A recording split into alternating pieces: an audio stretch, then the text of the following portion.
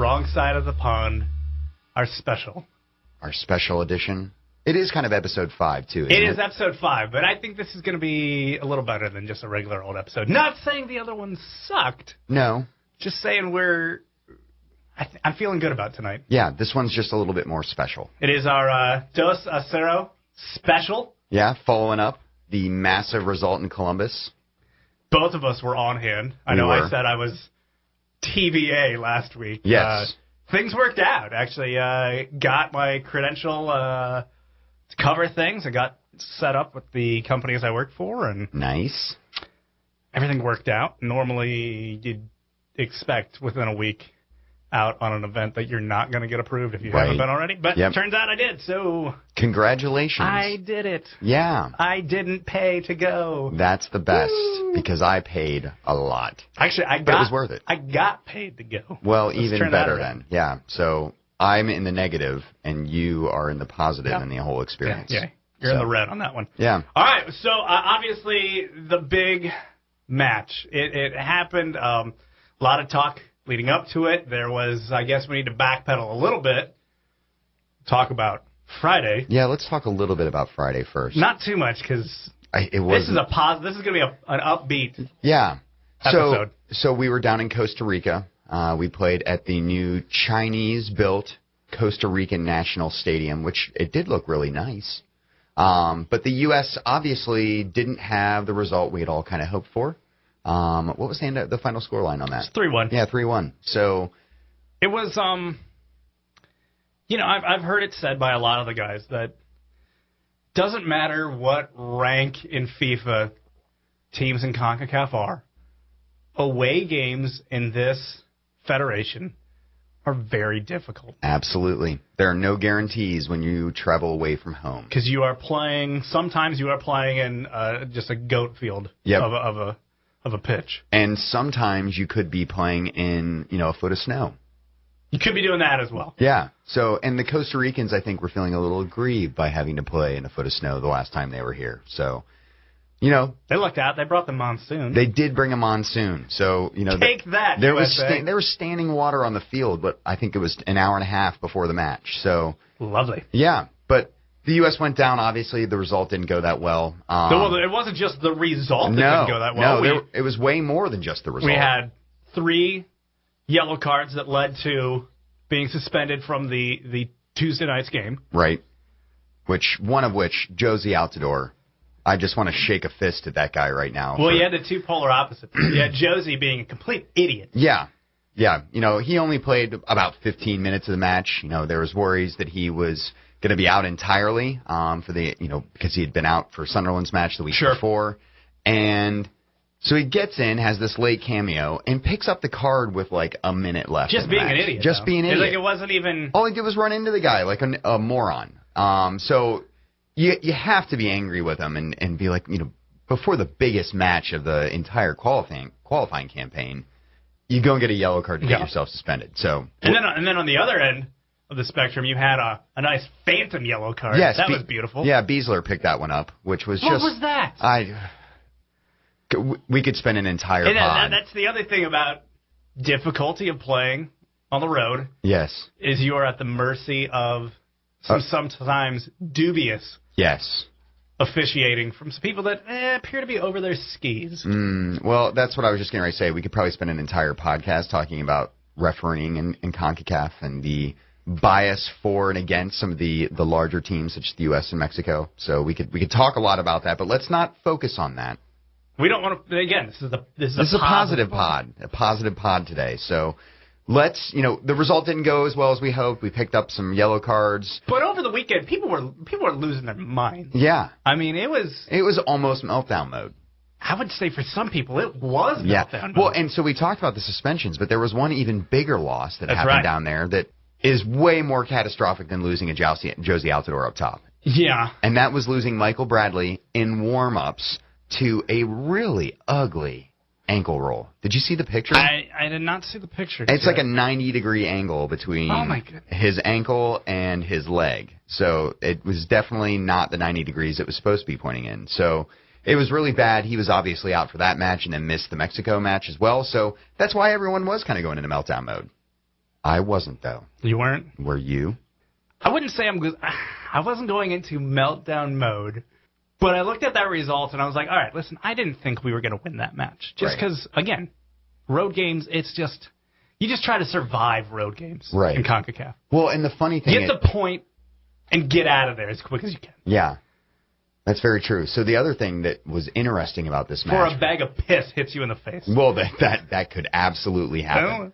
Not quite as likely in somewhere like Costa Rica as it would be, say, at the Azteca. Yeah. Or Los Angeles Coliseum. You just never know. Azteca North. So the other really interesting thing was all the aggrieved Costa Rican fans making life hell for the U.S. when they arrived. Yeah, so a little bit of that. The Costa Rican government made sure that we went through normal customs instead of going through speedy customs like you normally would see for a national team. Sure. Meant they had to go through a crowd of Costa Rican fans to do so. And they, of course, gave them, all sorts of positive gestures and a nice, quiet reception. You're number one. I think that's what a lot of them think. The Costa Rican FA never delivered any practice balls for them to use. The U.S. had to provide their own, which... normally they bring along some, but they hope that they get some extras from the hosting FA. So that didn't happen. The cab drivers, the day of the match, the city's cab drivers arranged a mass traffic jam so that the U.S. team would be late in getting to the stadium. This is getting better. I know. So it didn't delay them too much. They were a little late. So it was a lot to deal with, and you're right. We don't need to expect that kind of great results. Survive. Yeah, and just move survive. forward. If you get a point down there, awesome. If you steal 3, amazing. I know. Incredible. But which we've done a few times. We have. Not in Costa Rica, but no, not there. Not in Costa Rica. So that result happened. Everyone freaked out over the weekend. Now, luckily, Mexico was freaking out worse than we were. They were in complete meltdown mode because they lost. Took out somebody. Yeah. Well, they lost at home, which never happens at the Azteca. Except for recently. Yes, except for recently. It's been happening. I know. It's fairly frequently. A growing trend. And now, they fire Chepo. They fire their head coach right before the biggest match of the year. You can only imagine how tumultuous that would be if they'd had to fire Klinsmann right before a match like this. So Mexico was in bigger disarray than we were. And for fans that didn't really see that, I was kind of like, well, a little jaded. I understand that. And by the time you're listening to this, Mexico might already have another head coach in place. Right. Because we know how the result went last night. We do know how the result went. So let's talk about that match, should we?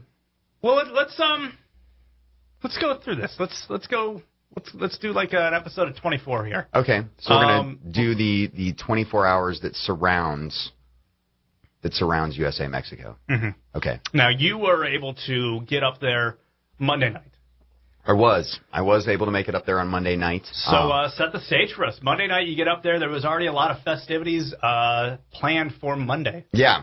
So Monday night was a pretty packed schedule. Before I get into that, I had a whirlwind bit of a 5 days. So, you did? Yeah, and we'll talk more about this a little bit later on. You were a little road weary. Yeah, but I was down in Texas for the Wrong Side of the Pond Stadium Guide tour. 2 stops in Texas. Yeah, 2 stops in Texas, and we'll talk more about this a little bit later on. So I was in Houston and Dallas. I flew in Monday back to Cincinnati, went home, grabbed a new bag, kissed the wife, and then got back in the car and headed up to Columbus. So I've been in a 5-day period. I was in 4 cities. Went to 3 live matches, 2 stadium tours, and 1 Dos a Cero. So I just wanted to get my countdown in there. That said, so Monday night I was able to make it up there, and things all kicked off with a U.S. Soccer-endorsed happy hour and pep rally at the Bluestone, which is actually a really cool spot. That's what I love about U.S. Soccer, though. Yeah. Is, like, no one else is throwing something like that for fans. No, and this is, I think, the only second or third time they've done something like this. So this is a little bit of a newer thing, and it's proving really positive for them. And obviously, everyone really likes it. But it seemed like it was a smashing hit. It was a smashing hit. It was a good showing. So where it was at the Bluestone. It's like a old converted church. Oh, nice. That does events and stuff, and they have a nice stage, and they do musical shows and that kind of stuff there. Cool. So they had that set up there. Bumped into a few of the other, more well-known writers out there, people that probably get paid for this. So met some of the cool guys like Brian Dunseth. He calls a lot of the games for Fox. So met some of these guys. And really what it was is a bunch of fans coming together to interact. They had a FIFA 14 demo that you could play upstairs if you were a U.S. soccer supporter, which is pretty cool. But the highlight of the entire event was they brought in some of the players, and they had a few players out to talk on stage, answer questions. Klinsman was out, little Q&A. Kobe Jones was in the house. Brian McBride was in the house. Of course, Frankie Hayduck, he's the unofficial mascot of Columbus. He was everywhere. He was everywhere. Bumped into him a couple times over the weekend. We can talk some more about that. But you'll have to give us. You got a better angle of that dance-off that he had with a member of the AO while they were waiting for the team to come back out on the field afterwards. Yep. He definitely has some moves, that Frankie Hayduck. He does. So they had that event. It was obviously really cool. And then immediately after that was the start of the U.S. Soccer sponsored, yet again, pre-night or day before party at 4th Street Bar and Patio, which they had 2 lots kind of set up. They had their main lot, and then they also had a block and a half away another lot set up. And they had big screens playing video of, prior matches, all sorts of kind of, a house DJ in. So it was great, party scene in itself. But what really got nuts is when some of the, Frankie Hayduck showed up, along with some of the guys like Grant Wall and, Alexi Lawless, and those guys all come out, and it turned into a nut show. There were probably well over 1,000 people there. It was mass hysteria. Everyone all crazy USA chants and cheers. So it was a great time. Everyone trying to grab pictures with Frankie. And yep. Yeah, absolutely. Grant Wall. Hope you're tall enough. Yes, hope you're tall enough to get a picture. Wall. Otherwise, you have to go. You have to really back out. You have to. Well, I didn't bring a stool, so that's why I didn't get one. There you go. Yeah.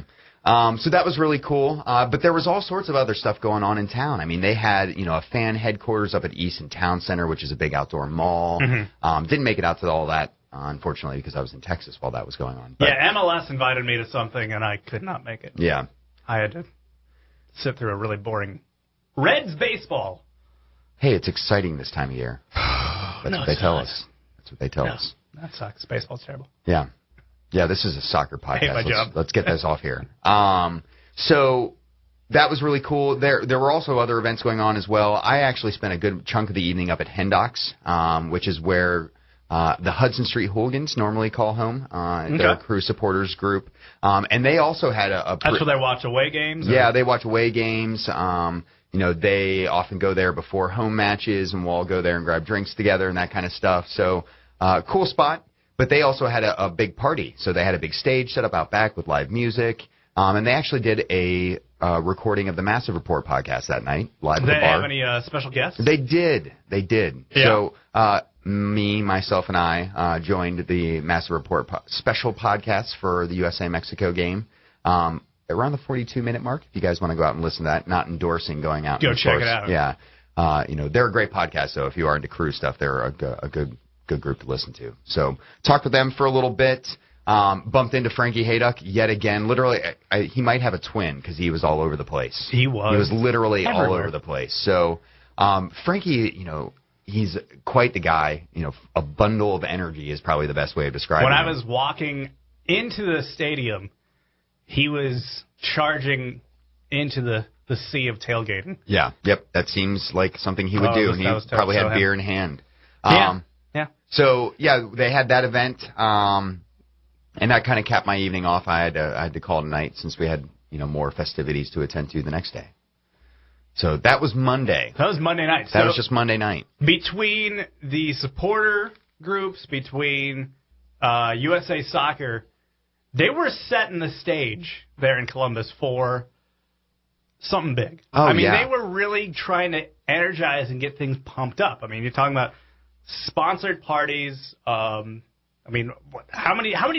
you could gauge how many different events were going on Monday night. On Monday night, I knew of at least 5 separate events going on where they were actually, not necessarily directly related to U.S. soccer, sure, but there were 5 separate places you could go to take in things. So that alone, you're right, they set the stage up. You knew it was getting big. What was really cool, though, was watching Twitter that day and seeing all the people that were tweeting out, on my way to Columbus, hashtag USVA or USAvMEX, and you see all those out there. And it's kind of cool because for once, and, this happens every cycle when we've gotten this game and we've been privileged to be here in Ohio and get this kind of a game.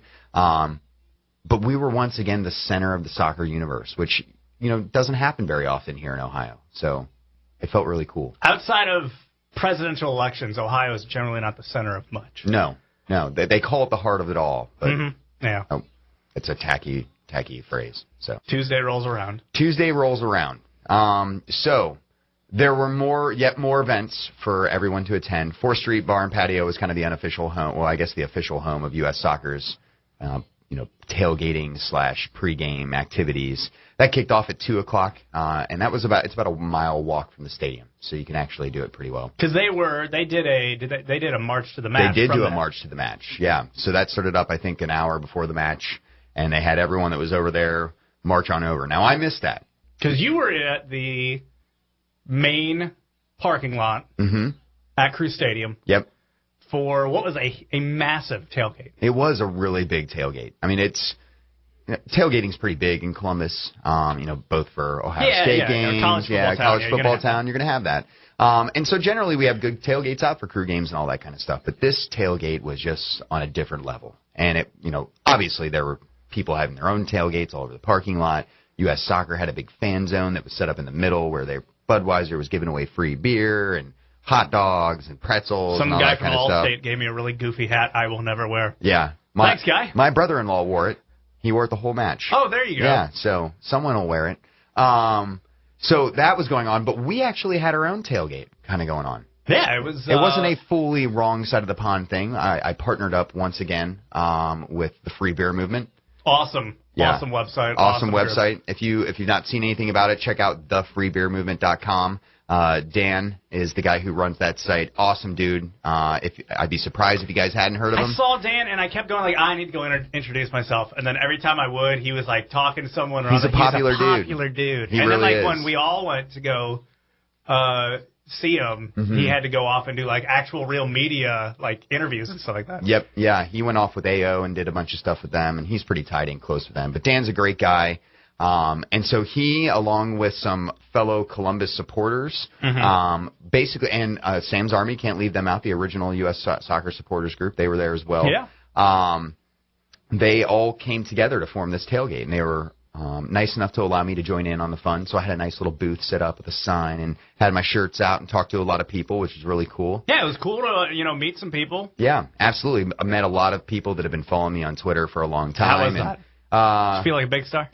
Just a little bit. Yeah. Just a little bit. But I'm getting ahead of myself. I'm no star, people. Don't think of me as too much. But it was really cool. Thanks to everyone that came out. Really appreciated that. Gave away the tickets to the winner of the competition for the tickets I gave away. Got to meet that guy. He brought his wife in. So Jared, hope he had a good time in.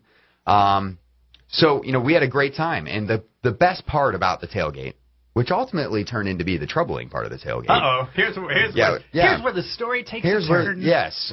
So the Free Beer Movement had a beer exchange tent. So here's the deal. You bring a six-pack, right? And you put in the six-pack, and they give you 6 tickets. Sure. So a ticket per beer. And they put it into all these coolers they have. And everyone else is doing the same thing. And you can come in and give one of your tickets and pull any beer from any of the tubs. And the ticket thing was smart because instead of just going 6 for 6 right there, and then you don't have a cooler or you don't have a proper, then you're drinking warm beer because right. It was 1,000 degrees outside. It was a bit 100% toasty. humidity. Yeah. You got the tickets, so you could just come and go, and all right, I'm ready for one now. Let's go turn this ticket in. Go see if you can find. I tried to go. You gave me a ticket. Right. I tried to see if I could go find something that I knew came from somewhere else. That right. Someone from, a supporters group from, Texas or Connecticut or somewhere. Right. Brought in their local brew. Yep. And that was awesome. Just try something I know I would never be able to have here in Ohio. Exactly. And, the funny thing is, so Dan's a big follower of, Dan from Free Beer Movement's a big follower of Untapped, which if you guys don't know, it's an app to track your beer consumption. I think we're all on it. Yeah.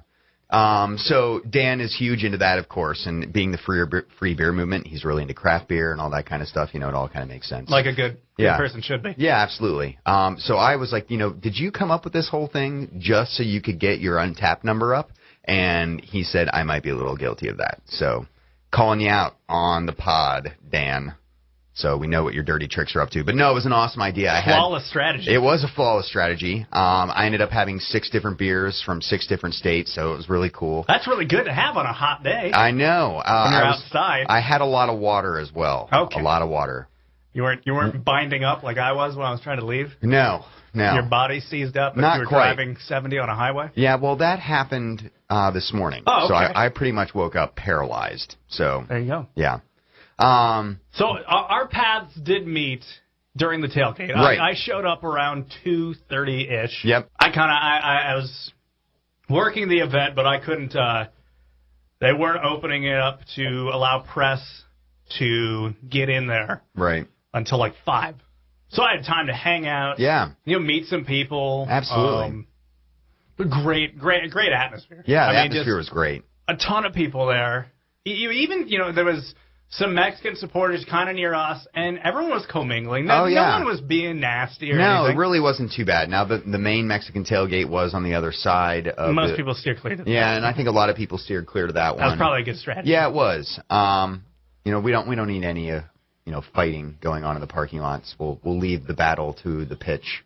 But no, you're absolutely right. There really wasn't any flare-ups until a little bit before the match started. So I left right before 5, as I said. We couldn't get in until 5, so I bid my farewell to you. Yep.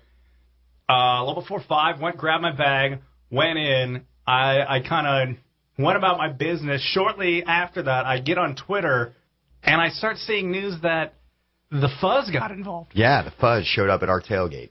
So what really ended up happening was we had a lot of beer. And people weren't necessarily drinking every beer ticket that they had available to them. Well, because no one was bringing, like, hey, I have 2 just random loose beers. Right, they were all bringing a 6-pack in. Everyone had a 6-pack. Yeah, so we had a lot of beer, and I will not lie at all, there was a lot of extra sitting around.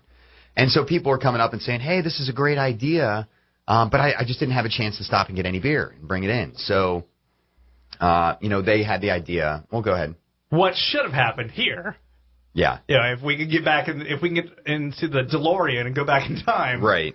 Is the decision should have been made to, hey, you know what? We're going to be heading into the stadium soon. There's no way we're going to finish this. We got to purge this inventory somehow. Right. Hey, everybody, help yourself. Yeah. Free beer for all. Yeah. Claim the free beer movement. So, absolutely. Unfortunately, that was not what was decided. Yeah. So, for whatever reason, I'm not going to question why they did it. I think they were probably just trying to make sure. Yeah, it was a hot day. Poor decisions are made on hot days. Everyone had been had a few, but they started selling some of the tickets. Saying, hey, just give us a few bucks for a ticket, and you can come in and have one. And I think what they were trying to do is make sure they were covering. So if someone came back and they're like, hey, I don't have any beer left, they could give them a little money and be like, hey, sorry.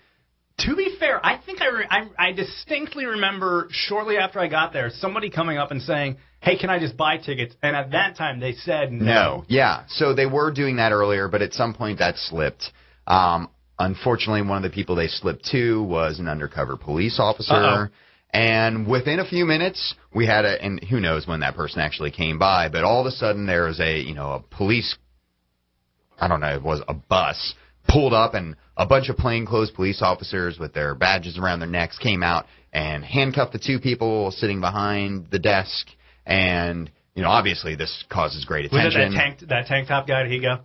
He was not one of them. Oh, really? He was not one of them. He must have rolled out at that point. Yeah, he was off doing other responsibilities at that point. Good time to do that. Yeah. So the police came in. They confiscated all the beer. Big hullabaloo. Made a lot of, but we're probably a little bit more of, not that surprising that some police officers might be a little too forceful. Some people might call them dicks. But kind of strong arm in the situation. Yeah, they did strong arm, and they probably came in with too much force. You knew it was getting a little too much strong showing when 10 mounted police officers on horses came to disperse the crowd that had gathered around when the police were there arresting people. So, nothing too much came of it. I did talk to Dan today, that the guys that were arrested didn't have to miss the match. They actually processed them really quickly so that they were able to stay and catch the match still, which I thought was... So they were just...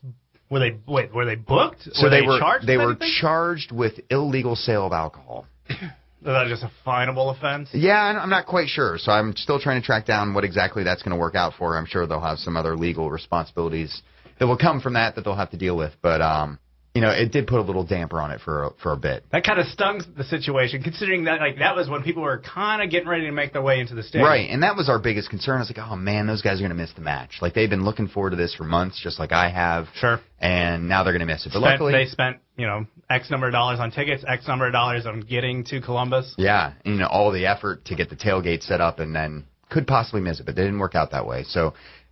Luckily, not too bad of a situation. Hopefully it gets cleared up for them without too much of a fuss. But the tailgate went really well. Again, thank you everyone who came out. It was an awesome time. Even Jeremy Lance. Hey, I made it. Yeah. I showed up to something for once, which is totally not my style. Hey, I was glad to have you, man. I was glad to be there. Yeah. Had a beer, just kind of hung out, talked to people. Yeah. It was such a good, I can't get over how good the atmosphere was, despite the fact it was 1,000 degrees.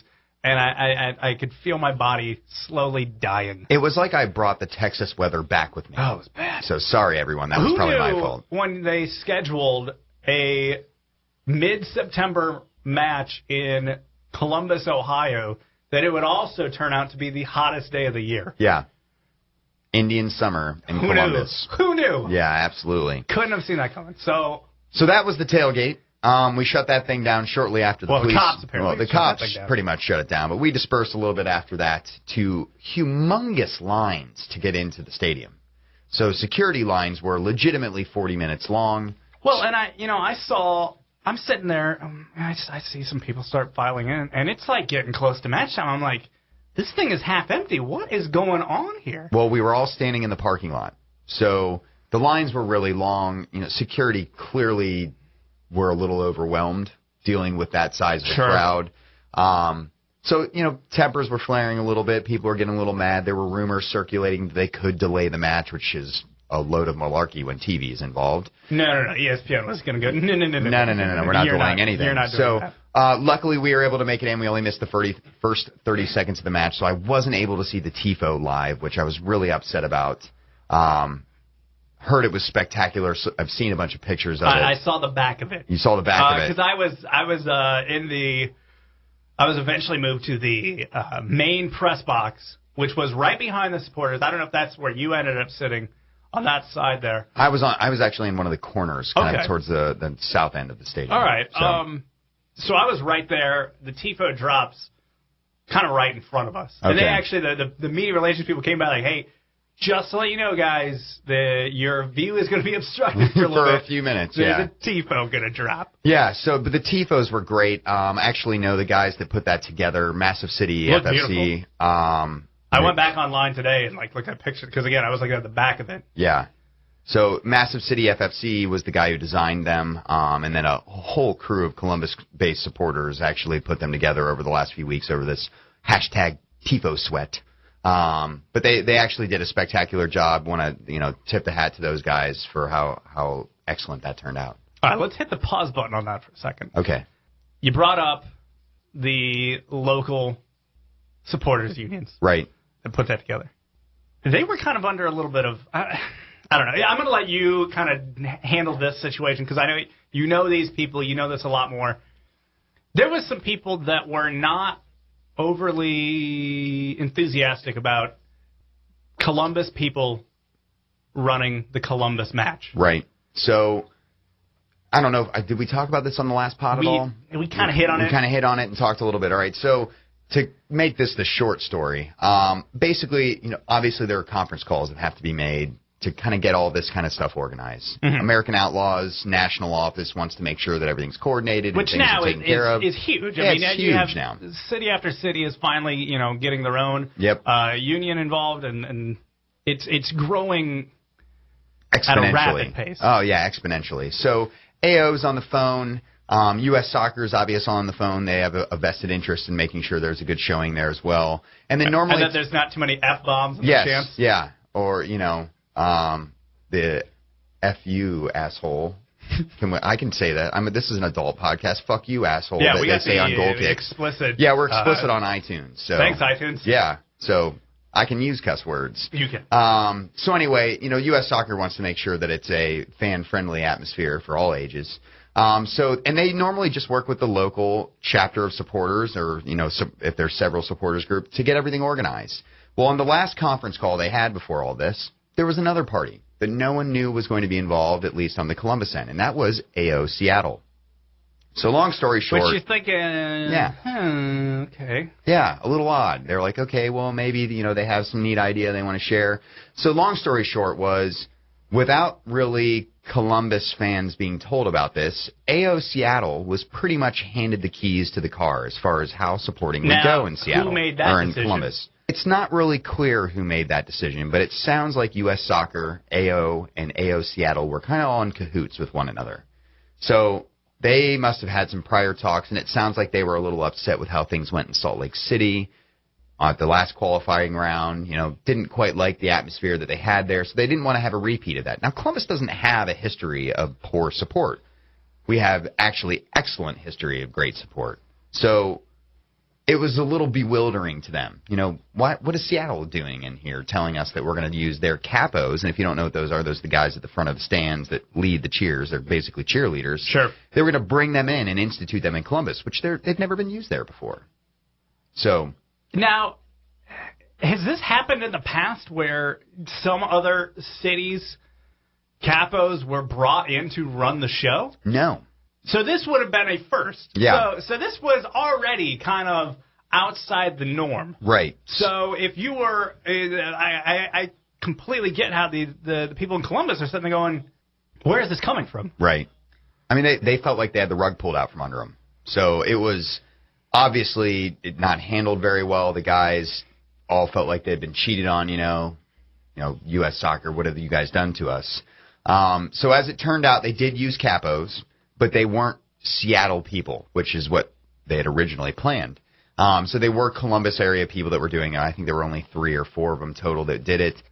It turned out pretty well. It was kind of a compromise, making sure we had Columbus people running the Seattle idea. So there were obviously some people that were a little upset about that. So there was some, going into Monday and Tuesday, there was some ruffled feathers, let's just say that, right? Yeah, absolutely. And there was some hurt feelings. There was a few people left butthurt. Right. Seattle fans in particular.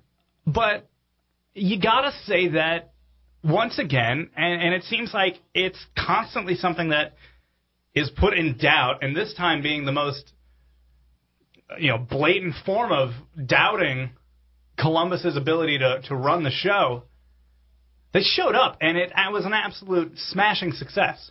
Again, it needs to be said, I don't know how anyone has ever doubted because of the way that we have done this in the past. U.S. Jamaica last year, you had guys like Tim Howard coming out and saying, this is the one stadium in the country where we have a home field advantage every single time. And it's kind of, you hear people calling it our Wembley, which I think is a little ridiculous. Because 3 crew stadiums could fit inside of Wembley. Well, I don't know. Does Wembley really have that big of a home field advantage? No, well, that may just not be... recently. No, that may actually be more to do with England sucking recently. Oh, yeah. But Columbus is proven time and time again that they are more than capable of putting on a fabulous show and supporting this team and obviously getting positive results for the team. Because what did we end up with again? Cero. Yeah, it sounded a little familiar there. Yeah. It felt like there was already T-shirts made before they knew that the score was going to be. I know. That's so weird. We have a lot of people in Columbus that can apparently tell the future. A lot of clairvoyant fortune teller types, So you're absolutely right. The atmosphere was just... It was electric. Yeah. It was, I tweeted it out. I have covered a lot of sporting events in the past 5-7 years, whatever, 5 years. That felt like the most important one ever last night. Yeah. The atmosphere was palpable. It was so intense that you couldn't really just ignore it. You couldn't really, as a reporter, you kind of have to kind of check out a little bit and just kind of just view it as just kind of this thing in a vacuum. Right. So that you can, not be biased and not, you can just report it and just see it for what it is. Right. That was impossible last night. You couldn't help but get swept up. Oh, my goodness. I got choked up almost a few times. I mean, it was so awesome. Yeah. And talking to these guys last night, it seemed like man for man, this U.S. national team was absolutely impressed, if not blown away, by the Columbus support. And we'll play a little bit for you. Here's just some of the guys just talking about that Columbus atmosphere. Here's Tim Howard. For us, positively, it's hard to speak for them. I mean, this is a great crowd, and it's become its own monster. People want to come to Columbus and see US-Mexico, and so it's almost like the Mecca really for us. And because of the way results have gone the last 4 or 5 times, you almost feel like it's our destiny to win here. So there's Howard, just talking about, just how awesome that was, just how great it was. He was asked kind of the early part of that sentence, where he was kind of talking about, I don't know about them. They kind of asked you, okay, so it's been amazing for you guys, this support, this atmosphere. Was it negative for Mexico? Oh, yeah. That was the kind of part there. Here is DeMarcus Beasley. The crowds in the past have been great, but obviously they added, some more stands. They added, we had our whole outlaw family here. And, from the moment we stepped on the field in warm-ups, they were loud. They were behind us. Like I said before, they were our 12th man.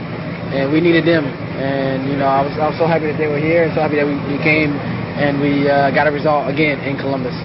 You look at DeMarcus Beasley, but this is a guy that grew up in the Midwest. Right. I'm sure when he was a kid, he could never dream of a crowd like that existing in Middle America. I can guarantee you that. Beasley and I actually used to play with one another. Oh, really? Yeah, well, so we played a little ODP together. I played against him a bunch growing up. I can tell you, despite the fact that guy was greasy fast even back in the day, there's no way that a kid like him, or any of us for that matter, could have dreamed of something like that. So, absolutely. Here's Omar Gonzalez just talking about the atmosphere and just being able to now kind of exhale, and the annoying reporter you hear is a douche. I think the atmosphere was amazing tonight. Everyone here was cheering us on. I think it really helped us get the win tonight. From the moment, from warm-ups, I think the atmosphere was great. And I think the national anthem part was amazing. Everyone singing together, and that really got us ready for the game. So you guys are qualified now. Is there a bit of an exhale or terrible? Yeah, of course. There's a little bit of celebration tonight, and I think it's well-deserved. Man, that guy was a douche. What? Good Lord. Not Omar. Omar, you're great. No, I'm just kidding. I don't think that guy's balls have dropped. His voice was so loud and pitchy. Yeah, that's true. All right, Mick Diskerud, I think he might have probably had the most glowing review of the Columbus crowd. All right. Oh, great. Oh, my God. This is one of the best crowds I've ever played for. Just there was really nothing to prove. Giving back the 3 points to them. I think they appreciate it, and we came out after the game when we qualified right now. We woke up, and great atmosphere, so I'd like to come back here again. Hey, that was a glowing endorsement. You're absolutely right. That might need to be an advertisement. I know. Columbus is now going to put that quote on billboards. Landon Donovan was asked if the crowd, if just the moment, might have created too much pressure for Mexico. I do. I think they were, understandably they're under a lot of pressure. And we knew that if we kept the game at 0 or we were ahead, that it was going to play into our favor heavily. And I think once we got the goal, we could see in their eyes that it was going to end in a victory for us. The old nasally tone of Landon Donovan. Speaking of looking into the eyes, good Lord, that thing was poorly. That was a infected eye right there. You couldn't see it from the stands, but when I saw the kind of post-game interviews, I almost felt like I needed to step back from my TV because I was worried that I was going to get pink eye through the TV. It made my eyes water. Ugh. I don't know how because he's sweating profusely on the field. Right. How during that whole 90 minutes he could see anything out of that side of his face. Yeah, so wash your hands, kids, before you touch your eyeballs. Was it like the movie Knocked Up? They were farting on each other's pillows. Yeah. They all got pink eye. Yeah, exactly. Maybe someone farted on his pillow. I'd love to think that it was like DeMarcus Beasley. Here's a guy who's not farting on anyone's pillow tonight. That's Jurgen Klinsmann talking about the Columbus crowd. Oh, absolutely, I believe so. I think, the players, when they know they play in Columbus, that they have 100% support behind them. It carries them, it gives them energy, it gives them confidence. And the other thing is then, your opponent that hasn't won here for quite a while knows the difficult situation as well. So it is a psychological game at the end of the day, and I think you could feel it in the body language of the Mexican players once they didn't get a goal that they tried really hard for the first 20-25 minutes. They got heavier and heavier, and you could see that psychological load in their minds that they start to doubt themselves. The first touch was often that they anymore from players that usually have a fantastic first touch. So it is absolutely, there is a psychological element in place here in Columbus, and it's definitely on our side. Playing mind games. Playing mind games. So that's a couple different people already coming out and saying that not only are we, giving energy to the guys, but we're actually kind of taking energy away from the Mexicans. That's what you want, right? Absolutely. You want your opponent to be weakened, and you want yourself to be strengthened. Yeah. And you could see, I'm sure if I was able to talk to the rest of that squad, I'm going to say man for man, they would all say, great atmosphere, unbelievable support, this is what we need. And so for that all being said, and there's your evidence right there, for anybody now here on Wednesday, when we're recording this, to still be griping about the fact that AO, Columbus, and some of the people within the crew were able to run the show, people are still mad about that, is a bit idiotic. It's butthurt. There's really no better way of putting it. Let's be honest, it's been pretty direct what crowd it is that's been making a lot of this noise. A lot of the Seattle fans, and it's weird, it's not all of them. I met a few great people from Seattle yesterday. They were awesome. They were Seattle people generally seem to be kind of chilled out individuals. Yeah, for the most part, but there are a few that just seem to be butthurt whiners. Yeah, and I don't know what it is. There's no denying what they have in Seattle is special. They are absolutely the crown jewel of U.S. soccer's supporting scene right now. I tweeted out when they had the big homecoming there for Dempsey, his big home debut that Sunday night on ESPN. For those of you that weren't watching Miley Cyrus dry hump people. Yep. The crowd that Seattle is able to churn out on a weekly basis for that team is unmatched, and it is remarkable. Absolutely. And they should absolutely be applauded. I said, when we talked about the Dempsey signing to begin with, I said, in some ways, this was Seattle being rewarded for how big of a soccer town they became. Right. That crowd is the reason why they can afford someone like Clint Dempsey, where they can actually take that match day revenue and put it into a humongous paycheck that someone like Clint Dempsey requires. So, Seattle, you guys have good things going there right now, but just because you guys have a great supporting scene doesn't mean that yours is the only supporting scene, and you don't automatically have this birthright to get USA Mexico, and that's kind of the way it feels. The weird thing, and this is a quote that kind of goes all the way back around to the Capo situation and who was going to get to run the Columbus thing. The president of AO Seattle was on Facebook making claims something along the lines of, hey, it's going to be fun to be working with the people in Columbus, but if you guys don't want to listen to what we have to say, then it'll be fun having USA Mexico in Seattle next time around. So it was almost like a threat from the get-go. And first of all, that's kind of an overreach on his part to think that, again, this is going back to them thinking that they've earned something. That right. You may think you have earned it, but at the same time, the city of Columbus and their supporters have absolutely earned it. Yeah. And have earned it time after time. Right. So that's the kind of situation that's kind of come up. there were, and again, it's not all of them. It's probably a very small but vocal minority.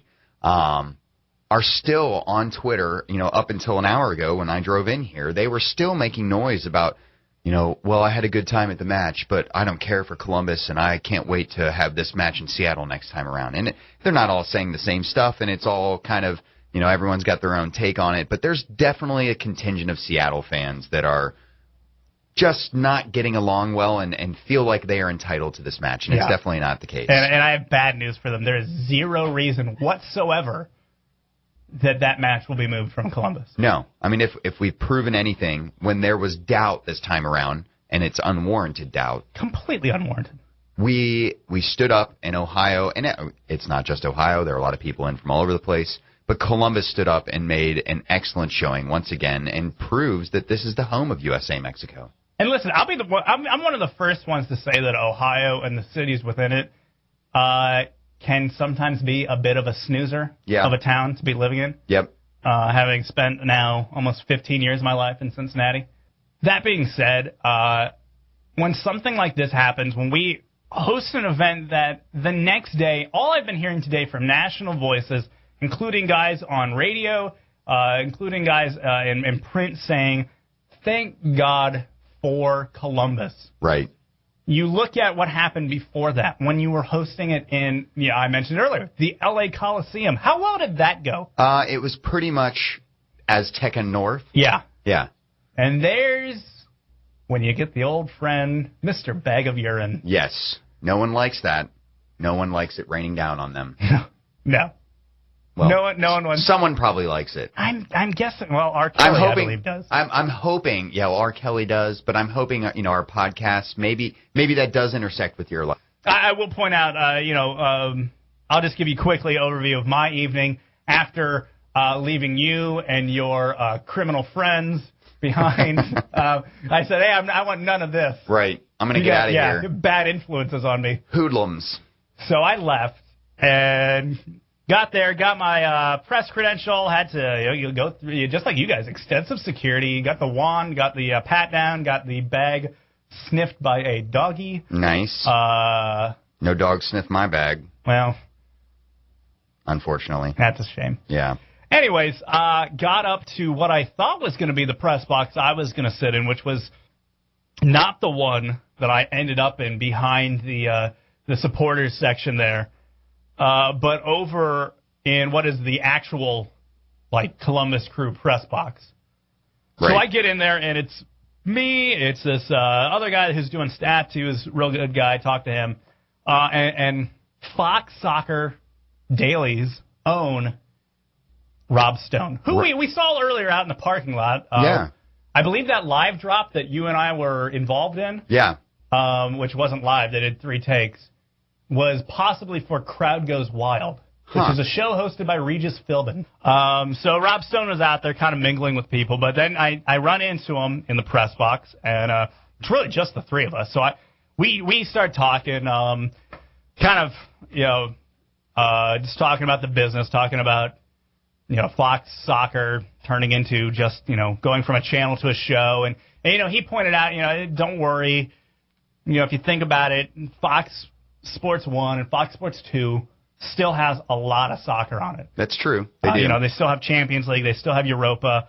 They're going to have the FA Cup when that gets going. So cool to talk to him about that.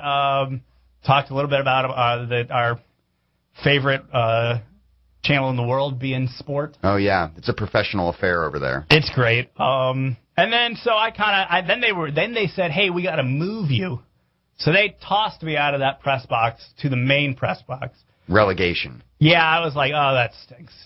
A few minutes later, though, I'm sitting there, and I get this little pat on the back, and, hey, I guess we're reunited again. Rob Stone himself? Old Stoner. Yeah. Just sat next to me, and then we chatted, and great guy. So that was really cool. That was pretty much my night. I ended up leaving there about midnight, getting home at 2:30. My body cramped up because I was so unbelievably dehydrated from sweating profusely from about the moment I got out of the car at 2:30 till the moment I got back in the car at midnight. That AC felt good then, didn't it? Oh, my goodness. It actually, I had the AC was so cold and so intense on my face that I think my sweat was starting to freeze to my body. And then you had tasty icicle treats from your nice beard. Salty ice. Yeah, that's the best kind. All right, so the match. Let's finally get into that.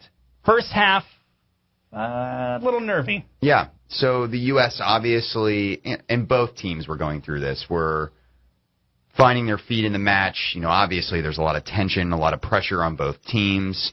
U.S. definitely didn't find themselves on the front foot in the first half, I would say. Wouldn't you agree? No, I felt like they had a lot of trouble. A lot of trouble with the just very simple balls over the middle. Yeah. Just these nice little lofting passes downfield, and guys were making breaks on it. And that was kind of really concerning at first. I was like, man, they just keep getting these runs in off these just simple balls over the middle here. Yeah. They're going to eventually put one of these in. You can't let a team any team do that many times before they're just going to finally get you. Yeah. So, Giovanni Dos Santos, a former Spurs player, former Barcelona player, obviously he's kind of the mercurial creator in that midfield, and they did give him that free reign that we were kind of expecting. And he absolutely, in the first half, was directing the flow of things, had a lot of, kind of dangerous balls that he was playing in, kind of like you were saying. Thank God for Timmy Howard. Oh, he was huge. And you know what? I'll play it right now. Here's Landon just praising Tim Howard for getting him through that first half, especially. Big save for most goalies, and for him, we almost expect that of him because he does it so often. And so you just feel so confident. You feel like they're never going to score, and that's a big plus. Yeah, so Tim was under pressure. He had to make some big boys. He did. He had to really just throw himself out there and make some big plays. Well, after the Friday night match with the 3-1 loss down in Costa Rica, Tim was under some pressure himself. There was some people doubting. Yeah, and he didn't have the best of games. He stayed in on a couple, a couple of the headed goals that Costa Rica had. That, maybe he should have gone out for him. And that was coupled with the fact that Brad Guzan is playing great right now. Right. Both for his club and this past summer when he was getting his opportunities with the national team. Yep. He was looking great. Yeah. So, Tim came out and had a standout performance, had two really big saves in the first half that, pretty much denied Mexico clear goal-scoring opportunities. So, that was humongous. And credit to, on the other end of the field, Corona had to make that great one on Eddie Johnson's corner. That's true. So, yeah, both teams were getting their chances. I would say it was a pretty 50-50 even half as far as who, looked good. Once the U.S. got settled, they looked much better. But I just the numbers were pretty. Mexico's ahead in the stats as far as shots and shots on target in the first half, but it was a lot closer than it felt. Yeah, absolutely. I really felt like Mexico was able to constantly not only just move the ball downfield, but then set up.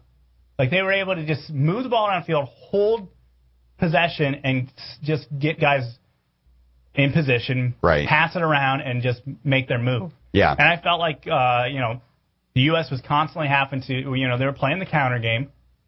Yep. And the chances just really weren't coming in a whole lot. No, especially in that first half. Right. And Eddie Johnson did a good job, and we'll get into, how he did a better job later on in the match, but he looked a little lost up there at first. Didn't quite have a coherent plan, it seemed like, for how they wanted to play him in. So I think that definitely contributed to it. But I think Mexico's high pressure, they really did a good job of pressuring us as soon as we got the ball to force us into making bad passes. So they definitely had us on, the back foot a little bit in the first half. But the second half was a little bit of a different story. Quickly, here is Tim Howard on that first half. Going into halftime, 0-0 was the most important for us because we didn't play great first half, but it was just a few little adjustments, and we knew it would be fine. But early on, we played well in terms of defensively. We were in good spots. They got at us, but we closed shots down. We defended cross as well. Yeah, they survived. They survived that first half. They had to step up to the plate defensively a lot. Yeah. So the second half, like Timmy was saying there, they made some tweaks, some adjustments. Was it Fabian Johnson went off? Fabian Johnson went off. At half. Yep. Probably good. He seemed like he was a little overwhelmed at points. Yeah. Especially early on. Yeah, absolutely. So Michael Parkhurst came in, replaced Johnson. did a much better job defensively, I think. Yeah, kind of shored up the defense, I guess. Yeah. But things really kind of took a turn. The U.S. definitely looked like they were in control of things a little bit more, almost from the second half kickoff. It was funny. Right when they went to go take that corner, there was some downtime, so I kind of had a time to kind of catch my breath and tweet out, boy, USA really seems to have the early mojo going. The momentum has kind of shifted their way in this second half. Yep. And then obviously what happened right after that. Yeah. Beautiful header in. Eddie Johnson. Corona misplays the ball. Yep. He comes way out. I don't know. He was in no man's land for sure. No idea what he was doing. But, Johnson, well-taken header, just like the one he had in the first half, actually. I thought they were pretty similar in placement, low down, which is exactly where you want your forwards putting the ball. So great headed finish, and the place just erupts. I mean, to be expected, but it was a roar I in thought that the press stadium. box was going to shake just... all the bolts were going to come loose. We were just going to the tent was going to fold up on us. Yeah. So I mean, it was obviously amazing seeing that from the stands. Everyone jumping around, giving your hugs for people I didn't even know were being exchanged. I saw a lot of beer being thrown in the air. Yeah. I managed to not spill any of my beer, which was great. Some smoke. Yeah. Bombs. Some smoke bombs going off in the stand. So that was awesome. And as soon as that happened, you could see all the confidence that Mexico had in the first half just vanished. And they were really shaken by that goal. And from that point forward, I think that crowd energy really just ate away at them. Mm-hmm. And by the time the second U.S. goal was scored, and something should be said before we actually get on to that second goal, Mix Discord came in and had a hell of a match. Oh, my goodness. And here he is giving a little play-by-play on how that second goal happened. Parkhurst, nice pass to me. Kind of chipped it towards their goal. Nobody followed me, and then I just played in to Landon, who did what he's best at. Yeah, so, I mean, he did a great job of turning the corner out there. Dempsey was inches away from having that goal himself. I don't know if you saw the replay. Yeah, I saw the replay. We were debating, Rob Stone, and a few other people were kind of all debating, like, did he get a piece of that at all? It looked like on replay this morning when I was looking at it, it grazed. Yeah, I mean, maybe like the bottom of his stud touched it. But Donovan, again, the phoenix that's risen from the grave, or, that's a terrible analogy. He's like a phoenix that raised up. He's like an eye infection that just cropped up over him. Exactly. He cropped up just like an eye infection at the right place at the right time and put it in. So, reestablishing himself in a big important match was obviously huge for Landon. Great goal. The place again goes nuts, and everyone at that point, I think collectively, it was like, I don't want another goal. I don't even want one. And we get into extra time and we get a penalty. And it would have been great to have seen, 3-0. But I think, and the way it turned out with Dempsey missing the penalty, I think he missed it intentionally just so we could stay. It didn't seem like a miss that would be characteristic of him. No. I mean, it was a poorly taken penalty. Slot that wide? Yeah. It was a poorly taken penalty, let's be honest about it. But it kind of felt like, it was fate that we'd end up with a 2-0 scoreline. If nothing else, he took that PK under zero pressure to perform. Yeah. And that's kind of what happens. Yeah, I saw a really funny tweet. I was saying, I tweeted out, I think he missed it intentionally, and I got a reply back that, if he missed it intentionally, what he really should have done is just chipped it into the stands, right into the AO section that was behind that goal, which would have been pretty cool. But either way, we got our 2-0 scoreline. The U.S. looked really, really good in the second half. All around a decent performance, barring the first half, which was a little shaky. They did really well, and especially with all the, the patchwork team that we kind of had. No Bradley in the midfield, and something needs to be said. Again, I talked about this already on the pod. Kyle Beckerman was a beast out there last night. Just bossed that game. And you think a year ago he was criticized for his performance against Jamaica. Yeah, absolutely was. So he did really well. Cheers to him for stepping into Bradley's obviously big shoes. So the U.S. did well with the people that were missing. Everyone stepped up. There have been a lot of talk, whether or not we had actual depth. We won the Gold Cup with essentially a B team. And someone even said a C team. Yeah, someone even said that.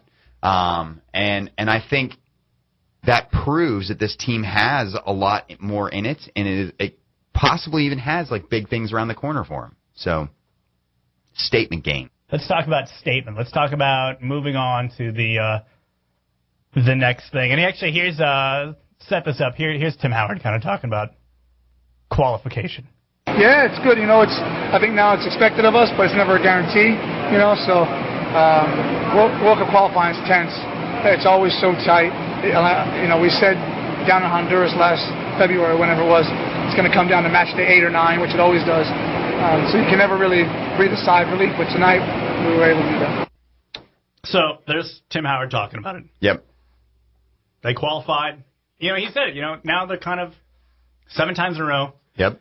It's expected now, right? It is expected. I mean, there's really no reason when at least 4 teams from CONCACAF, or 3 teams at least are getting in. The U.S. needs to be one of those. Now, I saw some people this morning and later today when I was watching, some of the big, Pardon the Interruption, some of the other talk shows on ESPN and talking about how should the USA have even celebrated the fact that they qualified? Absolutely. It's still a big deal to qualify for the World Cup. It's still, the worst opinion on this I heard was from Mike Wilbon on Pardon the Interruption, who claims to be a soccer fan. Right. Claims. He said, it's like North Carolina or Duke celebrating that they made it into the tournament. I mean, I think they still celebrate about that, too. Yeah, and maybe this is me just being a little bit of a dark cloud here. We aren't North Carolina or Duke yet. No. By no means. We're not the big boy. No. Yet. Not yet. We're like a growing power. Someone kind of like a Gonzaga. Yeah. But we're not Brazil. We're not Spain. We're not the Netherlands. There's no guarantees with U.S. soccer. No. And while it should be absolutely expected that we make every World Cup cycle, it is still a privilege to get to qualify and go to the World Cup. And I think this is, once again, us, the collective us, as a country, being a little, having the bar set way too high for our expectations with this team. Right. I feel like we've been down this road before. Yeah. Where more is expected out of a team than what the reality really allows. Yeah. No, I mean, I think there are a lot of people right now that think that this team, and I kind of said it as much at the beginning of the pod too, that this team could go on to bigger and better things. And I think that's absolutely something that's in the realm of possibility. And that's why Klinsmann was hired. He wasn't hired to qualify. Yeah. I mean, he was hired to take us to that next level. Right. And so far, the way things are kind of panning out, it may be heading that direction. Yeah. Now, I don't know. I think I'm just being timid, and I don't want to count my chickens before they hatch. Let's see what kind of draw we end up getting with the World Cup, and that is what it always comes down to. And that was the other thing. They actually had Landon in studio with them, and they started interviewing him about this, and they said, "Well, what about the World Cup? I mean, more is expected out of you guys." And he goes, "Well, listen, this is how the World Cup works. First, there's the draw for group, and if you get, Spain, Italy, and Brazil in your group, your expectations are going to be a lot different." Yeah, you get tempered a little bit. He goes, if there's people that you feel like you match up with a little bit better or that aren't as high of a caliber of a team as you are, your expectations are a lot higher. Right. And then after that, after you get out of group stages, again, it's who you get paired up with. Yeah, it's kind of just luck and how things are going to work out. So, and again, I don't want to be the dark cloud here. Right. Positive pod. Remember, this is the positive pod. We're being positive. I'm smiling as I say this. Yeah. Do we need to kind of pump the brakes as far as the expectations go with this team next summer? So I think what we really need to do is watch what happens in some of these bigger friendlies that we have coming up. And I think that will tell a lot about what this team is capable of. If we can get in some top-tier, competition, and we do have some really good teams we're going to be playing coming up. But will we have a top team put out on the field, and will that kind of that willingness to win? Because, I mean, you were there in Cleveland. I think Belgium is going to be an amazing team and a hard team to go up against in the World Cup. Absolutely. And U.S. looked terrible against them. Yeah, I mean, we didn't bring out a full-strength roster in that match, and I think as we get closer to the World Cup, we're going to start seeing Klinsmann. Well, he'll still experiment and bring some people into the mix that maybe we hadn't seen before. I think he's going to try to find his starting 11. And not that there's a lot of question about that, but we're going to see as we get closer to the World Cup some of these almost first 11s out there. So if those teams can perform against some better competition, we'll have a good idea. But you're absolutely right. We won't know anything until the groups are picked, and then we see how our fate treats us. So moving forward, we should celebrate this. We absolutely should celebrate this. The people that are doubting if what happened Tuesday night should or shouldn't be celebrated are just being foolish. Yeah. This is still, nothing is guaranteed. Right. We talked about the CONCACAF away games. Nothing is easy. As much as you might not be playing top-tier opponents. Yep. You still have to go out there. You still have to play these matches. You still have to, as a coaching staff, put together the right guys to play together. You still have to motivate these guys. You still have to have competition to where the guys that, like Landon.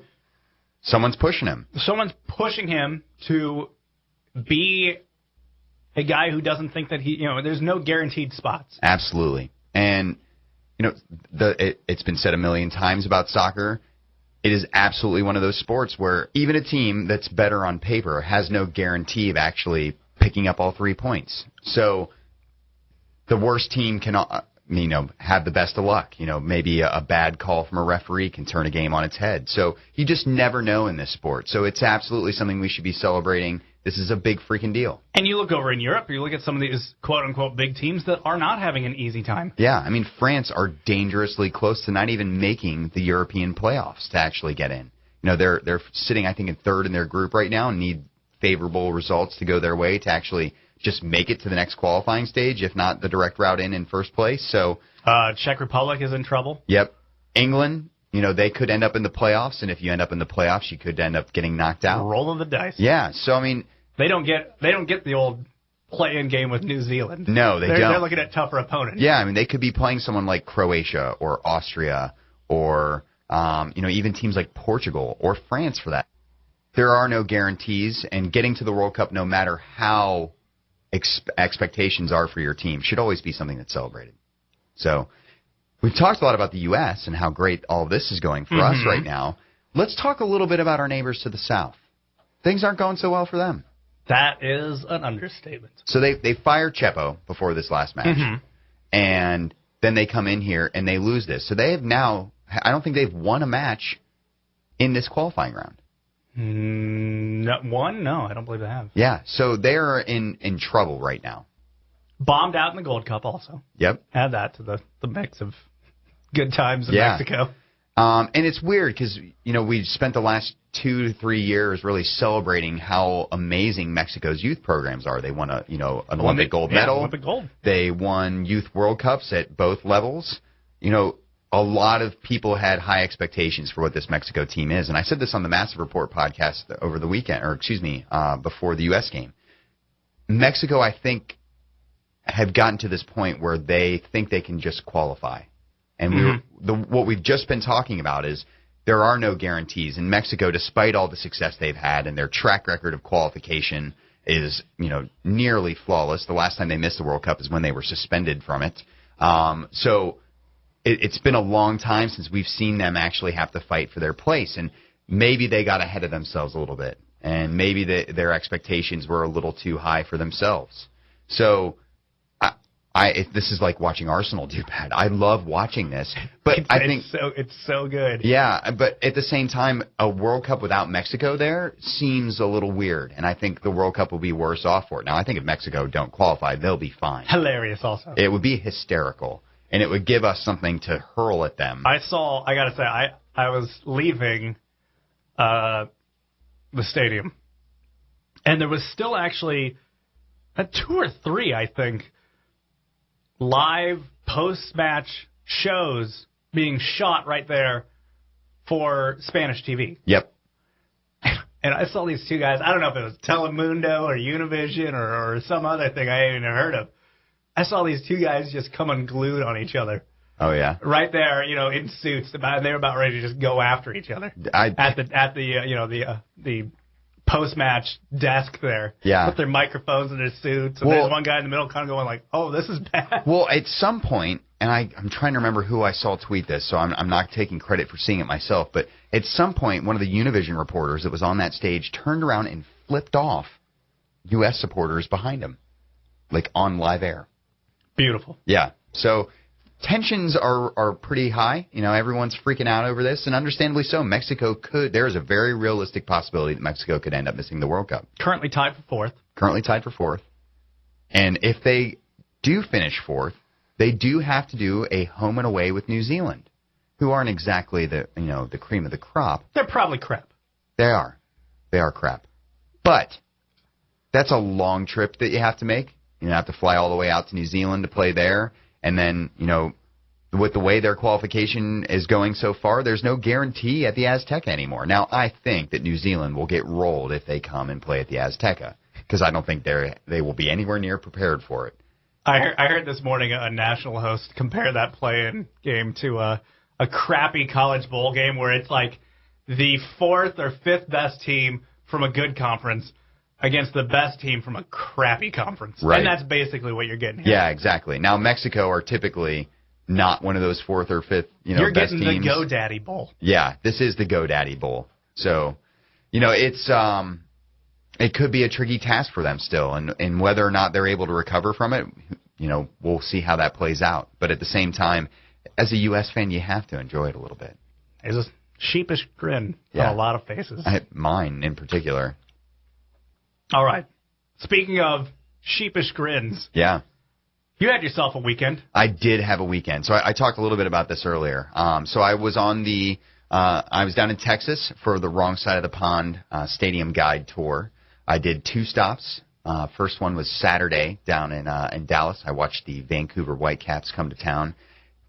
Saw probably 2 of the best goals I've ever seen in MLS on Saturday. I would say one's probably going to be goal of the year. Yeah. So the first one, and the name's escaping me, was a really nicely taken volleyed goal. Just not the type of class of goal that you normally see in MLS.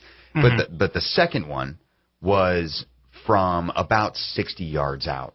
That's going to be your winner. Yeah, and he chipped the goalkeeper. Brilliant finish. So excellent match. But basically, I came in and did a tour earlier in the day. Now, do you, when you're doing these guides so that you can get kind of the full experience, do you kind of phone ahead and communicate ahead saying, hey, I want to make sure I can kind of see it all? And Oh, yeah, absolutely. So I arrange everything with the clubs, make sure that, I can get the tour to start with. And work with their media department typically. And what they'll do is I send them a whole list of things that I need that I want to go over, and I want them to give their opinions on things. They send back answers, then we go and do the tour, and we snap all the pictures and get to see all the behind-the-scenes stuff like the locker rooms and that kind of stuff. But I also reach out to the supporters groups too, because I want to get their angle, and that's their home. So I reach out to them and talk with them and kind of get the same questions into them so I can get their angle on things, which is pretty nice. And those questions are, the places to go after, before, where to stay. Yeah, those kind of things, but also things like, where's the best place to sit? Where do you guys sit? And, what kind of beers can you expect? And what are your thoughts on the food in the stadium and those kind of things? So, who has the best beer so far? So far as stadium goes. Let's see. The best beer so far that I've come across, I would give it to the Crew. I mean, I've only been to 4 stadiums so far, so it's not a really long list so far. But you're clubhouse leader. Yeah, but the Crew do have the Upper 90 Club. It's a bar that's down on the southeast side of the stadium. Kind of, it's down a tier from the main concourse, and they have 3 local beers on tap there. One of which is a Crew exclusive, which is kind of cool. That's very cool. Yeah, so, they've got a pretty good scene. I was down in, Dallas had a few, but they're a Budweiser-sponsored park, so they didn't really have too many. That's a little difficult, yeah, you got the sponsor issue. And then Houston had a few, too. So, but yeah, I went down to Dallas, did them first. Great stadium. It's weird that that stadium was also built by the Hunt Group, who also built Columbus Crew Stadium. Oh, that's right, yeah. So there are similarities between the two. But you could tell the Hunts learned some of their lessons as well. The really cool thing there is they also have a stage at one end of the stadium, just like we do. And they have a supporters group called the Beer Guardians that actually take up the residents there. And It's kind of a big open stage you can come down to. Anyone that's over 21. It's a beer garden, yeah. So awesome. That was really cool. I like that aspect of it. And then my dad was on this trip with me. We trekked down to Houston after the match, the nice 3.5-hour drive from Dallas to Houston. Got down there pretty late and then had to be at the stadium, BBVA Stadium, pretty early, like 10 o'clock in the morning. We did the tour there. It was scorching hot, just stupid. Nothing like scorching hot at 10 a.m. You know, if we have any Texas listeners on here, I don't mean to criticize your state, but how do you do it? You're all still freaking crazy for living in that heat. I mean, it's like living in an oven. So, but we got to see both stadiums. It was an awesome time. Houston is, I mean, my favorite MLS stadium that I've been to so far. Really? Yeah. Now, I mean, what makes it great? So, first off, if you've never seen BBVA Compass Stadium, it's a very unique-looking stadium. Kind of got this weird, sharp lines, kind of geometric-shaped stadium. There's probably a fancier term for that I'm not using. But anyway, it's different-looking. But the really cool part about it is you get inside, it has a very European feel. First off, the cheapest seats there are spectacular seats. There is not, a point in the stadium where you're any further away than like 25 yards from the field. That's very good. Yeah, so a fabulous stadium, really good bowls. So intimate setting. Yeah, intimate setting. I'm not going to lie, their media digs are pretty nice as well. That's always important. Yeah, it's always important. Not that everyone gets to go and sit there, but so I was down there for that. Had a great time. Thanks, Dad, for coming along with me. I know you listen in on these things as well, so it was fun. It was a good time. Awesome. Yeah. So keep an eye on the blog. I should have at least one of those up this week, and hopefully the second one by the weekend. Very good. Well, coming up here, I guess we'll do a podcast this weekend or Monday or whatever. Yeah. We'll talk some EPL now that that's going to be back. Back in session. Yeah. So it's been fun, though, this special USA pod. It was good. It was good. It was a good day. Yeah. It was a good day to get dehydrated. Yep. To have alcohol enforcement called. Yep. And to see a lot of frowns. Yes. On a lot of Mexican supporter faces. Yeah. And two broadcasters almost come to fight. Yeah. Fisticuffs. I know. By the way, apparently it is completely okay with Mexican media members to drink beer in the press box. Huh. I think there was a couple people just staring over they just went and got a beer. They just went and got a beer. Should I go get a beer? Do you think I can go? Should I set it under the table and drink it? Or if Rob Stone got a beer, you'd be fine. Stone got a beer. I'm getting a beer. All right. In fact, I'll even buy Stone's beer. Yeah. Well, cool. Well, it's been fun, kids. It was good. Make sure to tune in for the next one as well. Great meeting everyone we got to meet. Yeah, absolutely.